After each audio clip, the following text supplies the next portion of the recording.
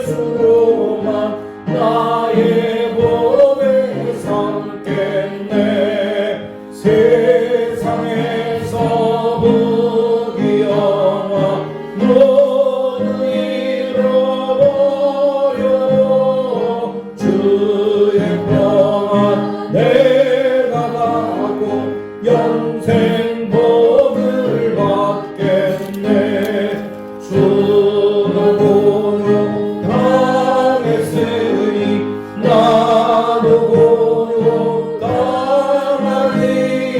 세상 사람 반사나 예수 진실합니다.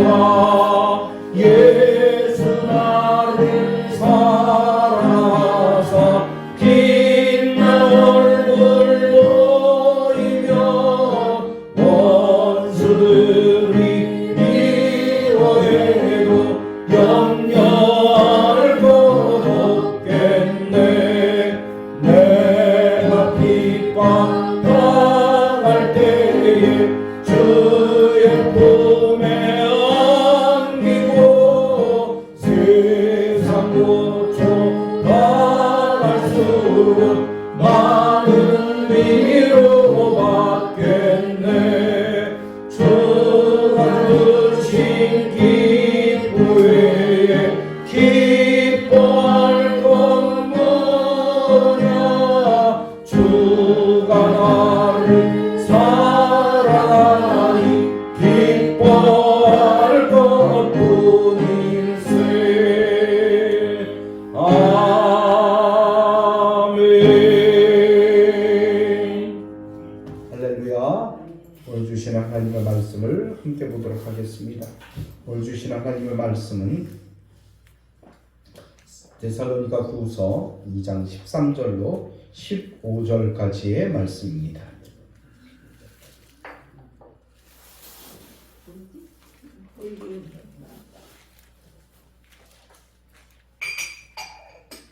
이 장 13절 같이 읽습니다. 주께서 사랑하시는 형제들아, 우리가 항상 너희에 관하여 마땅히 하나님께 감사할 것은 하나님이 처음부터 너희를 택하사 성령의 거룩하심 하게 하심과 진리를 믿음으로 구원을 받게 하시니 이를 위하여 우리의 복음으로 너희를 부르사 우리 주 예수 그리스도의 영광을 얻게 하려 하심입니다.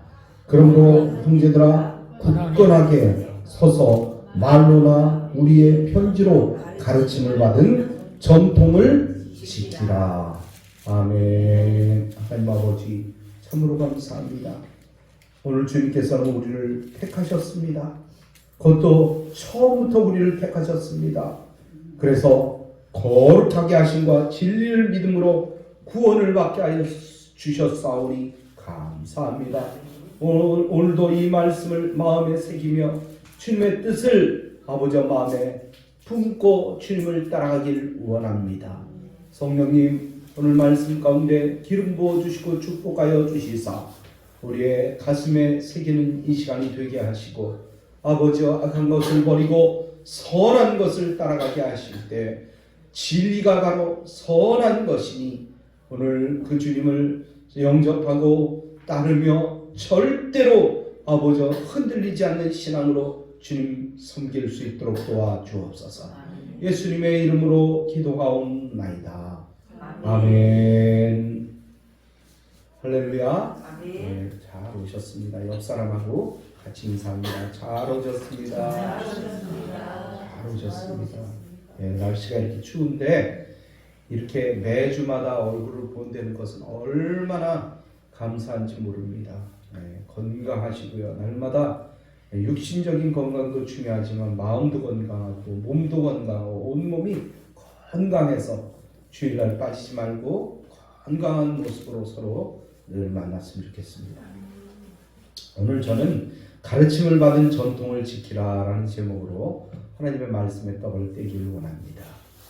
전통 그러면 어떻습니까? 전통. 우리는 요즘 이제 입시절이 약간 지나기는 했지만 전통 있는 학교를 가려고 그래요. 학생들이 열심히 공부합니다. 전통. 전통이 뭡니까? 예? 이 선배들로부터 내려오는 그 모든 모든 것들이 아주 좋은 쪽으로 이게 역사에 새겨졌단 말이에요.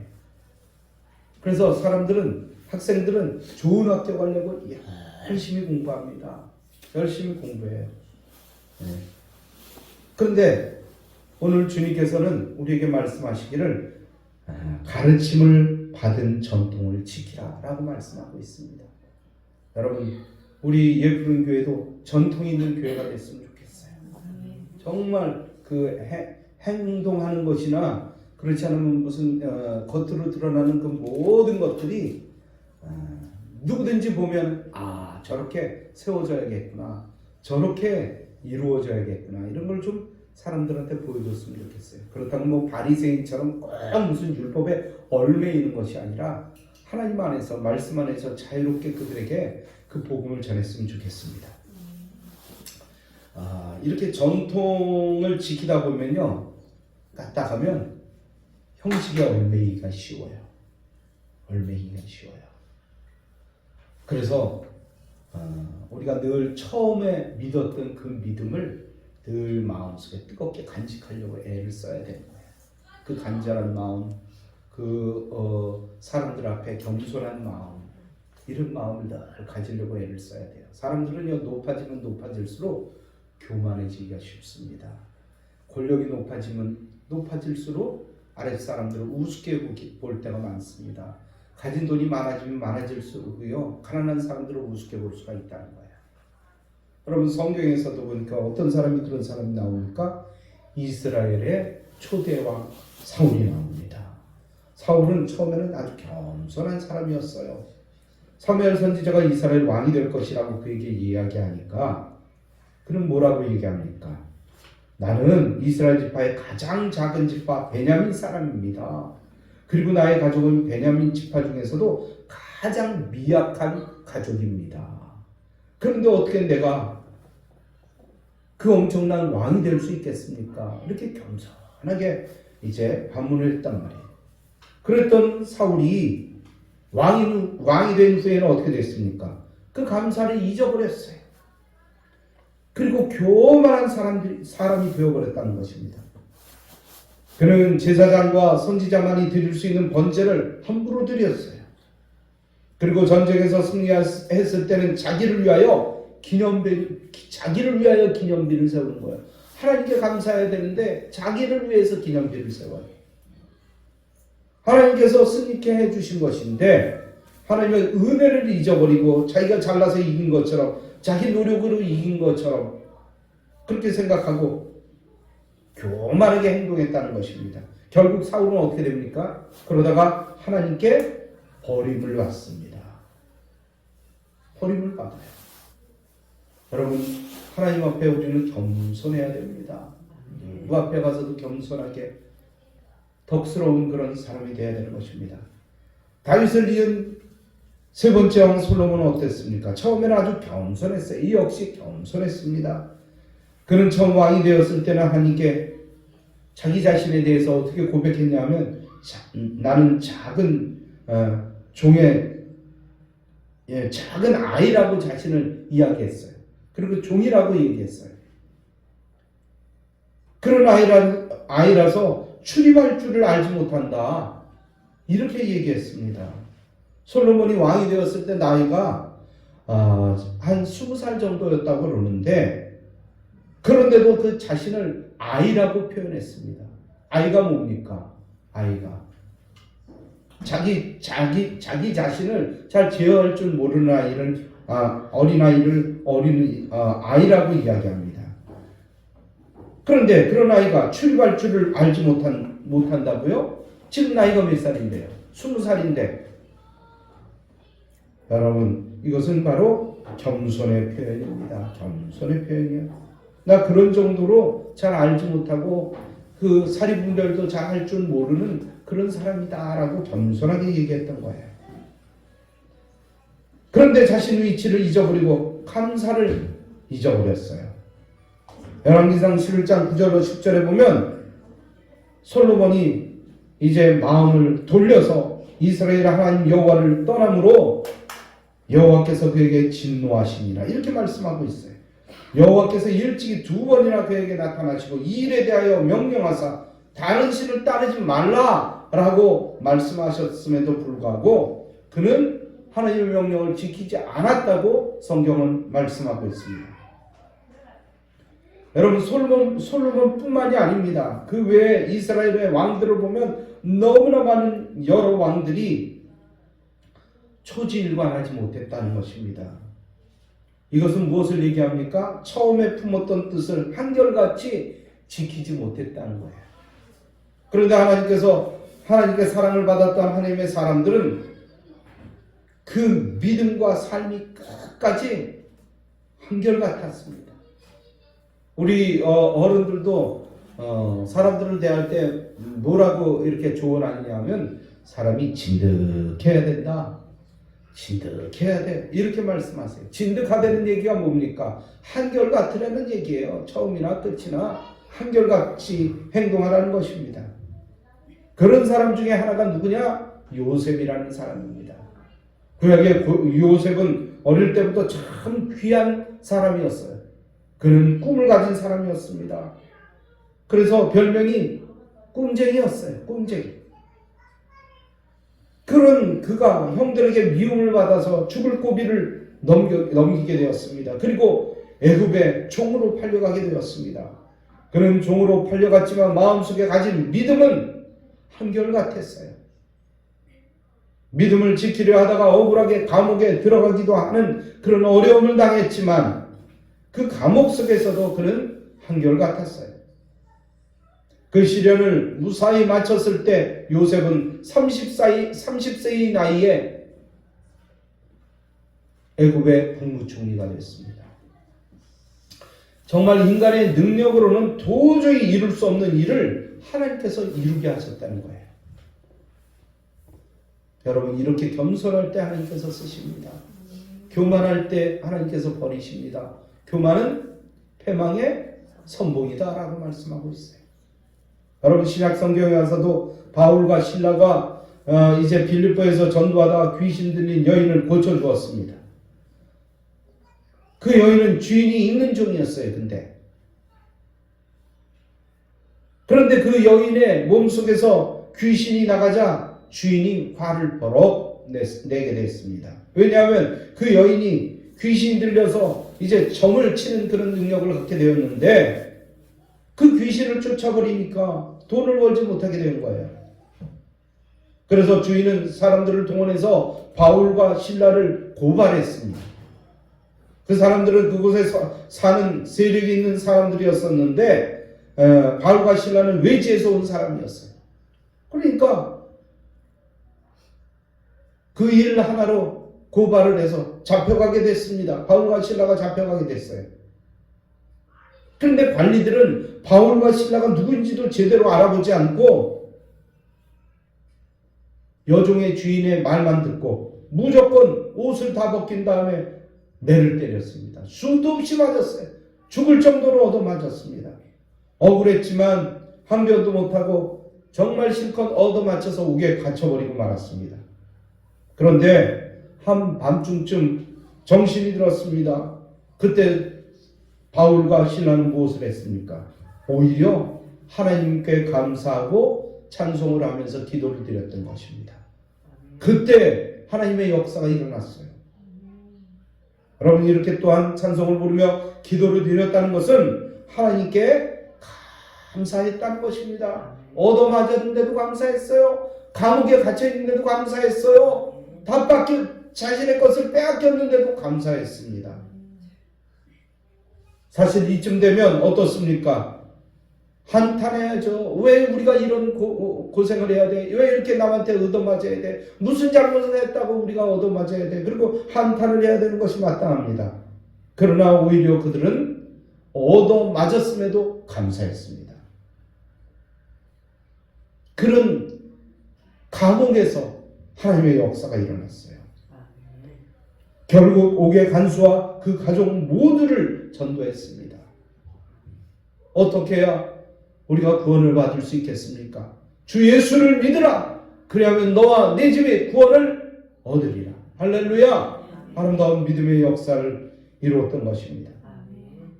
여러분, 사람이 어려움을 당하거나 시험을 당했을 때는 대개가 두 가지 반응을 나타냅니다. 시험에 걸려 넘어져서 일어나지 못하는 사람이 있는가 하면, 자신의 인생을 포기하는 사람이 있는가 하면, 어떤 사람은 오히려 정금같이 되어서 더 귀한 삶을 산다는 거예요. 더 번쩍 일어나요. 오뚜기처럼 일어납니다. 오히려 웃으면서 일어나요. 얼굴 하나 찡그리지 않습니다. 이게 하나님을 제대로 믿는 사람들의 인생입니다. 하나님께서는 우리가 감당하지 못할 시험을 허락하지 않는다고 말씀하셨습니다. 그러므로 우리는 어려움 당할 때 그 어려움에 겉으로 드러나는 어려움만 봐서는 안 되는 것입니다. 그 어려움 너머에 있는 역사하시는 하나님을 바라봐야 되는 것입니다. 또 우리는 그 어려움을 하나님의 눈으로 봐야 되는 거예요. 하나님의 뜻이 무엇인지, 이 어려움을 통해서 나에게 무엇을 주시려고 하시는지 오히려 기대감을 가져야 된다는 것입니다. 능력이 그렇게 많으시고 또 나를 사랑하시는 하나님께서 이런 일을 왜 허락하여 주셨는지 생각해야 될 것입니다. 그리고 하나님께서 내게 원하는 것이, 이 일을 통해서 내게 원하는 것이 무엇인지 우리는 생각해야 될 것입니다. 여러분, 환난은 인내는 연단은 우리에게 부끄러움 없는 소망을 이룬다는 귀한 이 로마서 5장 4절의 말씀을 가슴에 새기기를 주님의 이름으로 축복합니다. 아멘. 우리 인생의 최고의 목적은 뭡니까? 여러분, 인생의 최고의 목적이 뭐예요? 여러분의 인생의 최고의 목적은 뭐냔 말이에요. 그래, 한번 없이 살던 인생이니까 돈 좀 한번 엄청나게 벌어서 떵떵거리고 한번 살아보자, 이겁니까? 그런 사람들은요, 되게 나중에 사고를 쳐요. 한방주의. 그 사람들이 가는 곳은 결국엔 감옥입니다. 원망과 불평, 거기서 쏟아지다가 제대로 인생을 바꾸지 못하면 평생 감옥이에요.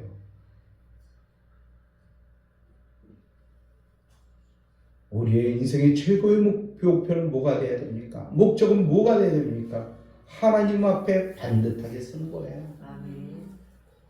온전히 서는 것입니다. 이 세상에서 문제없이 편하게 살았지만 하나님 앞에서 설 때 부끄러운 삶이 된다 그러면 그것이 무슨 인생의 행복이 있겠습니까? 그러므로 우리는 환난을 피하려고만 하지 말고 환난 중에도 감사할 수 있는 믿음을 달라고 날마다 기도해야 되는 거예요. 환난 중에도 감사하면 평생 감사 세계 속에서 살게 된다는 사실을 기억하시기 바랍니다. 우리는 전능의 하나님, 사랑의 하나님을 믿는 사람이에요. 그러므로 우리는 요셉이나 모세나 다윗과 같이, 그리고 사도 바울처럼 어떤 환경에서도 신앙의 전통을 만들어가야 됩니다. 그 전통을 지켜 감사하는 신앙인이 되어야 되는 것입니다. 또한 창세기에 보면 아브라함은 어땠습니까? 아브라함을 창세기 12장에 보면 하나님께서 아브라함을 불러내십니다.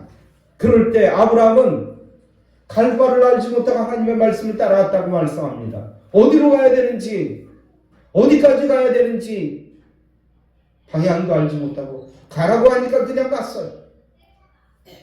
세상 사람들이 이런 사람은 뭐라고 얘기합니까? 바보 같다고 얘기해요. 그러나 하나님 보시기엔 가장 아름다운 신앙이에요. 결국엔 그는 무엇이 됐습니까? 믿음의 조상이 됐어요. 또한 모세는 이스라엘 백성들을 출애굽시켰던 모세는 모든 것을 하나님께서 명하시는 대로 했다라고 말씀하고 있습니다. 또한 사무엘은 이렇게 고백했습니다. 말씀하옵소서, 주의 종이 듣겠나이다. 말씀하옵소서, 하나님 나에게 말씀해 주시옵소서, 내가 그 말씀을 듣겠습니다 라고 고백했어요. 언제부터요? 어렸을 때부터 그렇게 고백을 하고 평생 주님을 따랐던 사람이 사무엘입니다. 오늘 우리도 하나님이 말씀하시면 그 말씀에 순종하시기 바랍니다. 그 말씀을 따르시기 바랍니다. 여러분, 개혁성경 사도행전 17장 11절에 보면 이런 말씀이 써 있어요. 베레아에 있는 사람들은 데살로니가에 있는 사람들보다 더 너그러워서 간절한 마음으로 말씀을 받고 이것이 그러한가 하여 날마다 성경을 상고했다라고 말씀하고 있습니다. 이 구절을 우리가 먼저 보던 그 한글 번역본에 보니까 개역 한글 번역본에 보니까 이렇게 써져 있어요. 더 너그럽다는 말씀을 더 신사적이다라고 표현하고 있습니다. 신사적이다. 여러분, 신사적이라는 말이 뭡니까? 품행이 바르고 교양이 있어 점잖은 사람을 바로 신사적이라고 얘기합니다. 옷 반질반질하게 입어서 신사가 아니라 그 마음과 생각과 품행이 온전한 사람이에요. 점잖은 사람이에요. 깨끗한 사람이에요. 이런 사람을 신사라고 얘기합니다. 여러분, 하나님 앞에서 신사는 간절한 마음으로 말씀을 받는 사람이 신사입니다.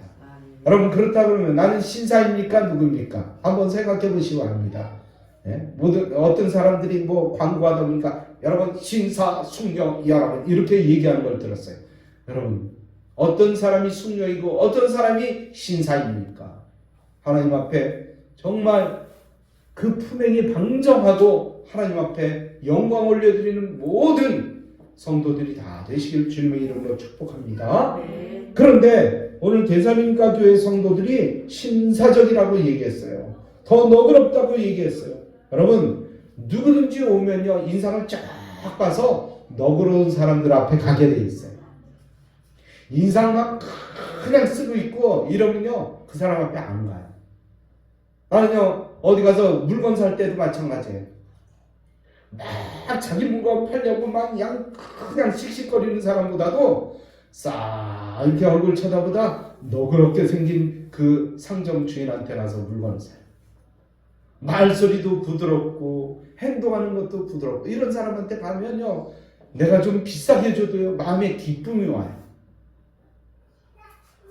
근데요 막 인상 쓰고 그런 사람한테 한 개만 더 주세요, 한 개만 더 주세요 막 이러면서 사서 더 얻었다 할지라도 기분은 별로예요.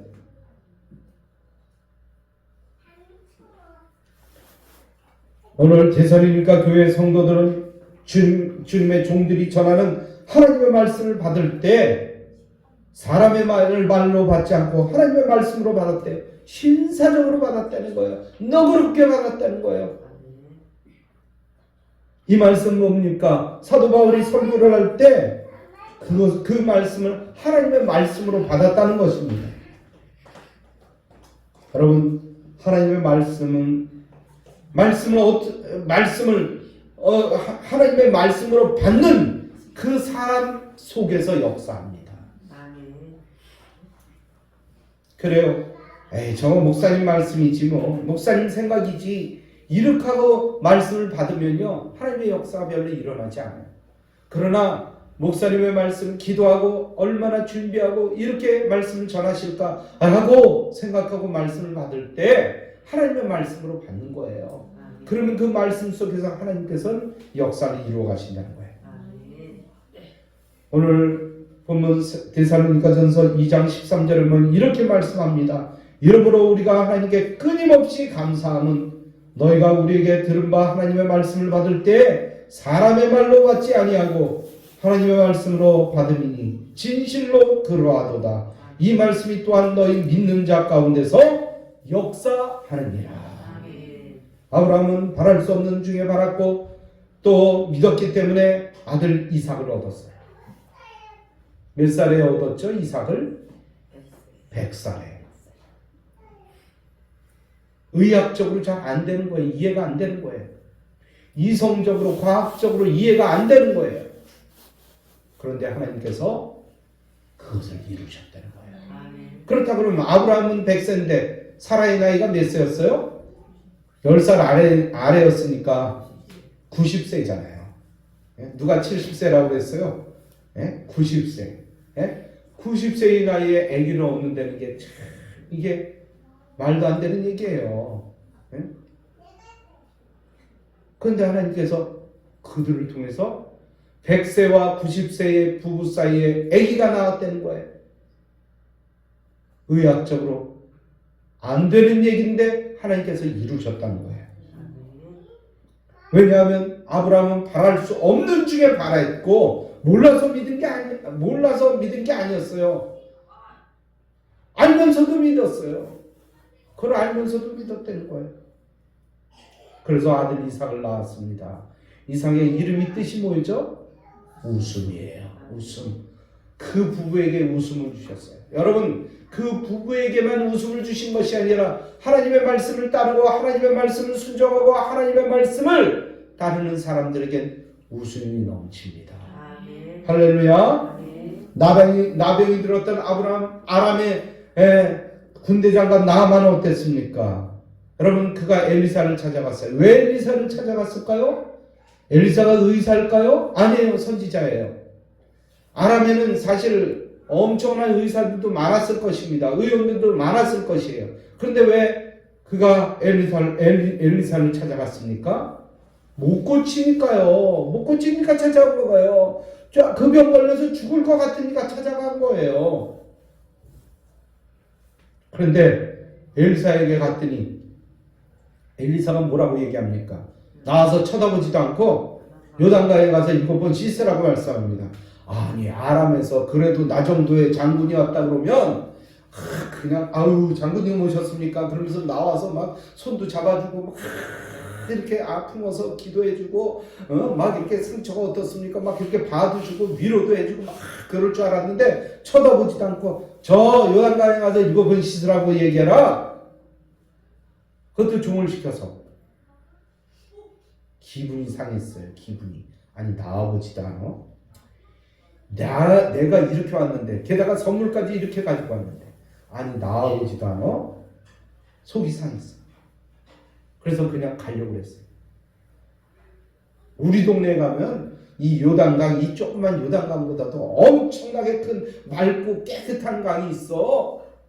아니 그런데 이 요단강 가서 씻으라고? 말도 안 돼. 그래서 화를 냈어요. 그냥 가려고 했어요. 근데 데리고 온 종이 뭐라고 얘기했습니까? 믿져요 먼저니까. 장군님 한번 가서 씻어보세요. 씻어보세요. 여러분, 믿음을 가지고 순종하니까 병이 어떻게 됐습니까? 깨끗이 나왔어요. 깨끗이 나왔습니다. 여러분, 나만 장군이 우리 동네에는 우리 나라에는 이 요단강보다도 훨씬 크고 멋진 강이 있는데 왜 내가 요단강 물에 가서 씻어야 될까 하는 생각은 그 사람 생각이었어요. 나만 장군의 생각이었다는 거예요. 자기 생각이었다는 것입니다. 여러분, 하나님의 방법은 그의 생각과 완전히 달랐습니다.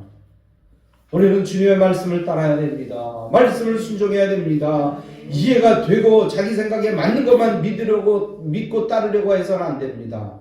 이것은 자기 신앙이에요.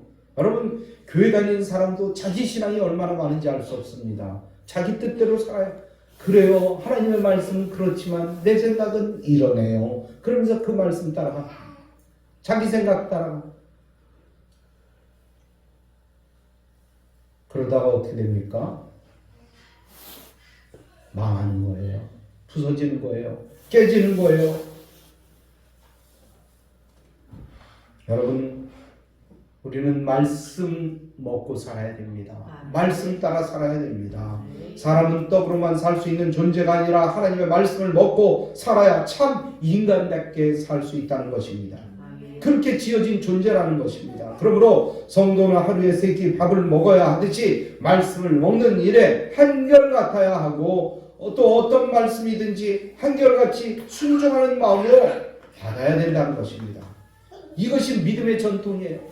여러분, 교회가 하나님의 말씀을 따르지 않고 인간의 말씀만 따라간다 그러면 인간의 말만 따라간다는 전통이 배겨지면 안 돼요. 우리 교회는 하나님의 말씀만 따라가야지. 이 전통이 완전히 정착이 돼야 됩니다. 전통은 그야말로 지켜야 아름다운 거예요.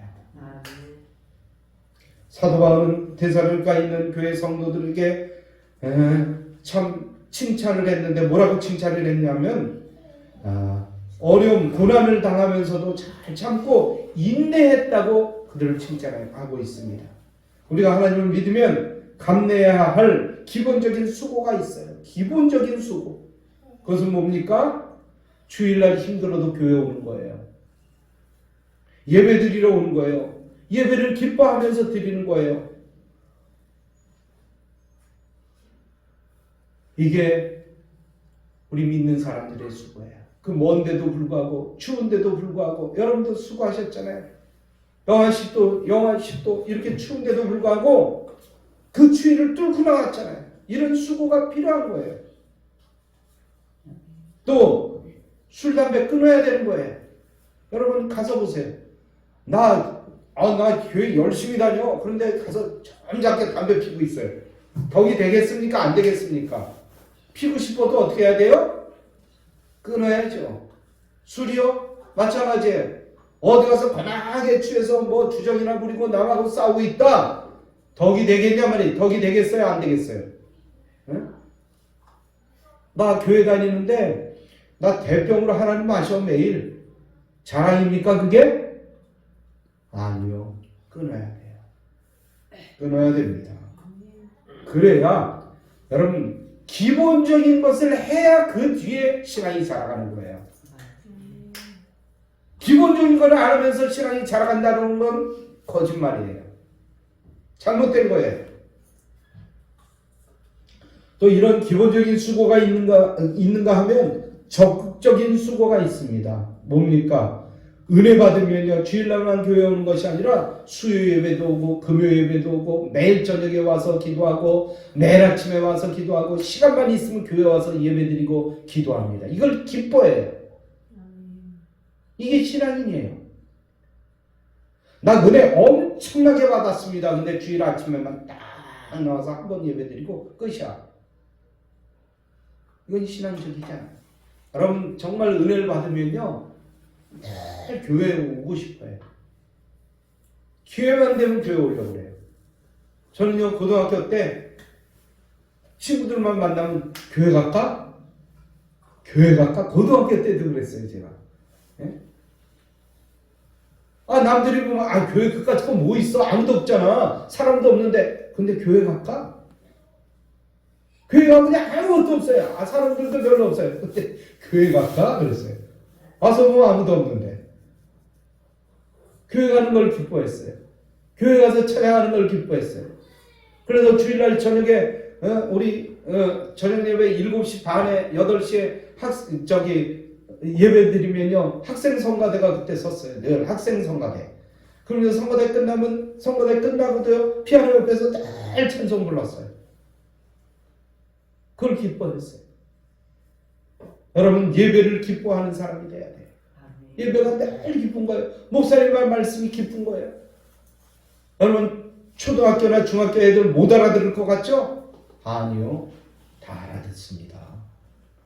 왜냐하면 저도 중학교 1학년 때 2학년 때 교회를 다녀보면 다 알아들어요. 목사님의 말씀이 어려운 것 같죠? 아니요.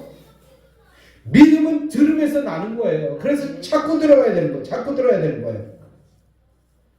어떤 사람은요 기도하기 위해서 교회에서 밤을 새웁니다. 밤을 새워요. 또 은혜를 받으면 교회에서 하는 여러 가지 봉사에 참여하여 수고를 합니다. 누가 청소하는데 나도 가서 청소할게요. 나도 가서 청소할게요. 교회에서 무슨 행사하는데 저도 가서 그거 할게요. 힘든데 어려운데 그래도 할게요. 여러분 이렇게 믿음이 깊어지면 깊어질수록 나누는 삶을 삽니다. 물건도 나누고요. 돈도 나누고요.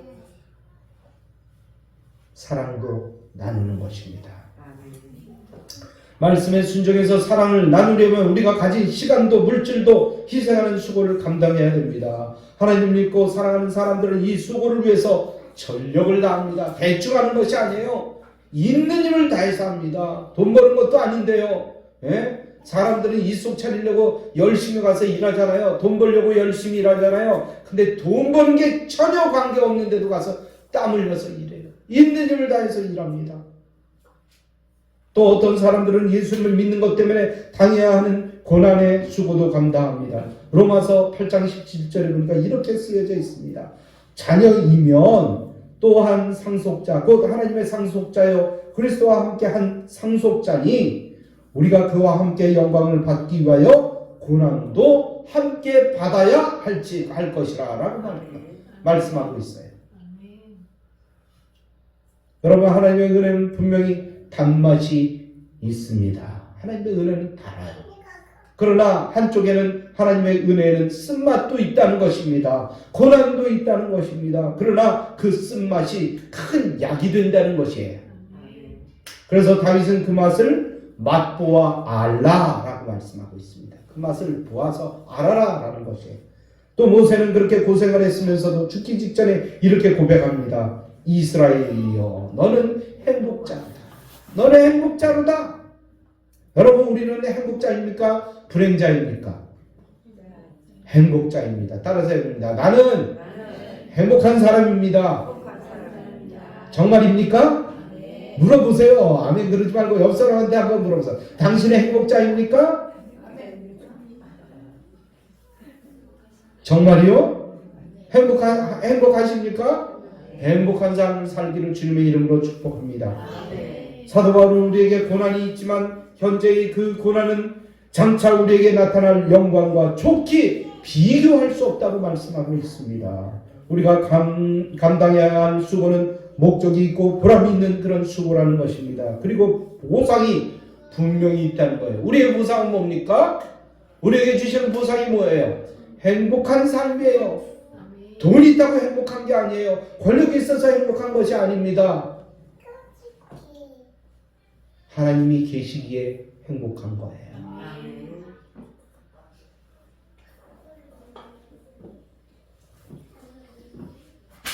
오늘 하나님의 나라에 갈 때 우리가 받을 보상은 이 세상에 사는 동안 하나님을 위해서 얼마나 눈물과 땀을 흘리며 수고했느냐라는 것입니다.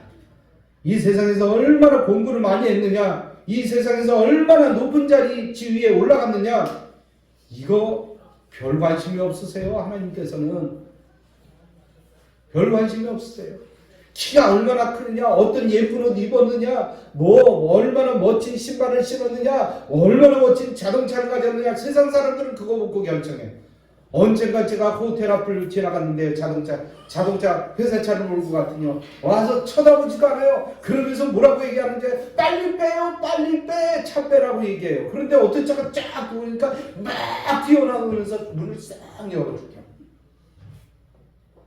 그러나 하나님은 어떤 차를 탔는지, 무슨 옷을 입었는지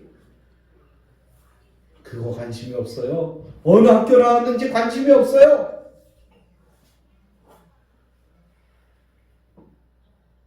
사도 바울은 어땠습니까? 그렇게 수고를 많이 했으면서도 고백하기를 이렇게 얘기합니다. 내가 이미 얻었다 함도 아니요 온전히 이루었다 함도 아니라 오직 내가 그리스도 예수께 잡힌 바 된 그것을 잡으려고 달려가노라. 형제들아, 나는 아직 내가 잡은 줄로 여기지 아니하고 오직 한 일, 즉 뒤에 있는 것을 잊어버리고 앞에 있는 것을 잡으려고 표대를 향하여 그리스도 예수 안에서 하나님이 위에서 부르신 부름의 상을 위해서 달려가노라. 걸어가는 게 아니에요. 달려가. 그것이 얼마나 가슴에 마음에 새겨지고 기쁜지 그것을 잡으려고 달려가는 거예요. 하나님이 주신 부름의 상을 위해서 달려가는 거예요. 바울이 빌립보서를 쓸 때 상황은 어땠습니까? 로마 감옥에 있었잖아요. 그는 나이도 많았습니다. 이제 수고를 너무나 젊었을 때 수고를 많이 했기 때문에 몸도 약해졌어요. 그런데도 그는 그때까지도 이제는 내가 할 일을 다 했다고 생각하지 않는다고 얘기하는 거예요. 사도 바울은요, 오직 한 일 뒤에 있는 것을 잊어버리고 앞에 있는 것을 잡으려고 표대를 향하여 그리스도 예수 안에서 하나님이 위해서 부르신 부름의 상을 위해서 달려가는 거예요. 그 나이에도 달려가는 거예요. 달려가는 거야. 기쁨이 있는 거예요. 막 그 하나님의 말씀 주실 때 이 마음속에 막 뜨거운 열정이 타오르는 거예요. 나이가 들었음에도 불구하고 여러분, 이 열정이 하나님의 역사를 만든다는 거예요. 이렇게 하나님의 일은 열심히 잘하는 것도 중요하지만 평생을 한결같이 하는 것이 중요한 거예요. 부족하지만 최선을 다해 한결같이 할 때 하나님께서는 받으시고 도와주시기 때문입니다. 이것이 우리 교회의 전통이 되어야 돼요. 오늘 결론의 말씀을 드립니다. 우리 역시 우리의 신앙이 어때야 됩니까? 표대를 향해서 계속해서 달려가야 됩니다. 주님께서 나를 위해서 하셨던 수고를 생각하시면서 꾸준하게 한결같이 그 전통을 지켜서 나가기를 주님의 이름으로 축복합니다. 여러분, 신앙에는 정년이 없어요. 정년. 여러분, 요즘 60세 정년, 62세 정년, 65세 정년, 70세 정년, 75세 정년, 사람들이 정년을 정해놨어요. 그러나 하나님의 일은 정년이 없습니다. 할렐루야. 하늘나라 가기 전까지 능력과 건강이 허락되는 한 변함없이 앞으로 계속 나가는 거예요. 직접 책임을 안 받는다 할지라도 옆에서 돕는 일이라도 계속 내 생명을 다하는 날까지 한결같이 하기를 주님의 이름으로 축복합니다. 고린도전서 15장 58절에 보면 이렇게 쓰여져 있어요. 그러므로 내 사랑하는 형제들아 견실하며 흔들리지 말고 항상 주의 일에 더욱 힘쓰는 자들이 되라. 이는 너희 수고가 주 안에서 헛되지 않은 줄을 알미니라. 얼마나 귀한 일입니까? 오늘 이 말씀을 믿음의 전통으로 삼고 계속 지키고 따르며 성실하게 주님 앞에 나가시기를 바랍니다. 그리하여 주님의 은혜 넘치는 교회, 또한 은혜 넘치는 인생, 은혜 넘치는 가정이 되기를 주님의 이름으로 축원합니다.